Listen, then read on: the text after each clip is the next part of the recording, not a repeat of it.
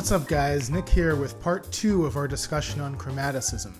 If you find these videos helpful, please subscribe and like the links in the description to keep up to date on all of my posts. A lot of keyboardists approach me about how to walk bass lines if they're stuck in a situation where they are playing solo or playing in a duo setting with a drummer, horn player, or vocalist. From a keyboardist perspective, I know a lot of us would think that walking bass revolves around just playing the triad in an arpeggiated form like so.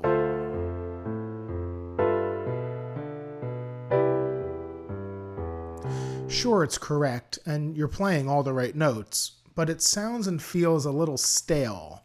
So how do we spruce this up a bit?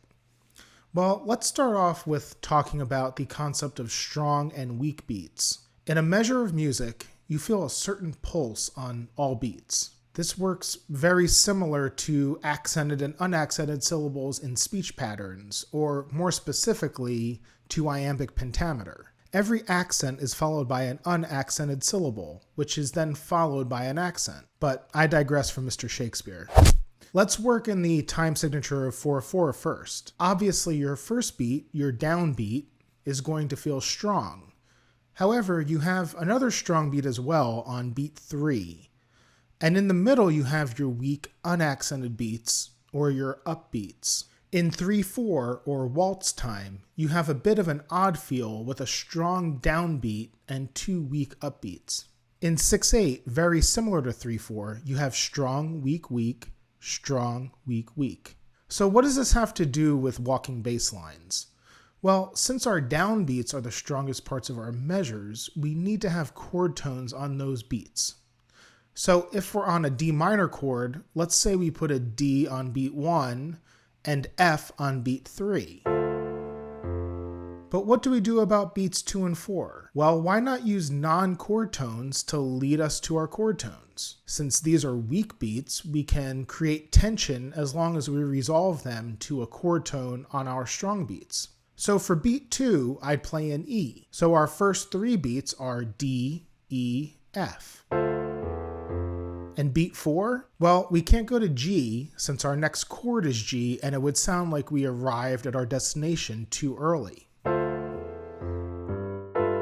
So what are our options? Well, we could go down to E, but that would be a weird resolution up a third. We could go to chord tones like D or A.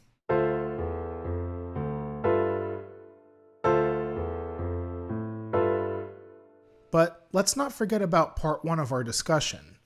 We can manufacture leading tones to diatonic notes. And we have a perfectly good F sharp just sitting between F and G. So let's use it. We get really good tension and release in the bass line, not to mention that we're walking to our destination and not leaping all over the place like we were with the triads. For G, we have a few possibilities. We can continue walking up like before, but we don't have that 4th note. We could potentially create a lot of tension by going to the B flat, then to the B, which would be borrowing from the G blues scale. Another option is to use the B flat as a lower neighbor tone and land on the B for beat 3 and 4. A final option is to go G, F, G, B, or G, F, G, A, B, or G, F sharp, G, B,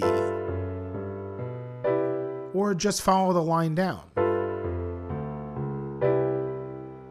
For C major, you have just as many options. Say we were leading to D again, you could go C, D, E, E flat, C, B, C, C sharp, C, F sharp, G, C sharp, or E flat,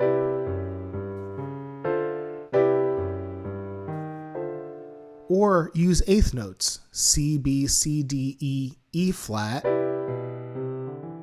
C, G, F sharp, G, B, C, C sharp, As you start incorporating small rhythms, you'll see that your strong and weak beats become affected as well, your downbeats feeling like 1, 2, 3, and 4. As you can see, as long as you have a chord tone on your strong beats, you're home free. Those weak beats can be used to color the sound and also outline the chord scale or the leading tone to the next downbeat. Adding rhythmic variances will also open up more possibilities with how you approach outlining your chords. It's all to taste. Just because you can play all of these chromatics now doesn't mean you necessarily should. The more non-chord tones you play, the more spice you add to the sound. Use them sparingly to color the sound and add interesting musical moments. I hope this was helpful to you all. As always, comment if you have questions on anything and I'll be sure to get back to you. Thanks everyone, and stay creative.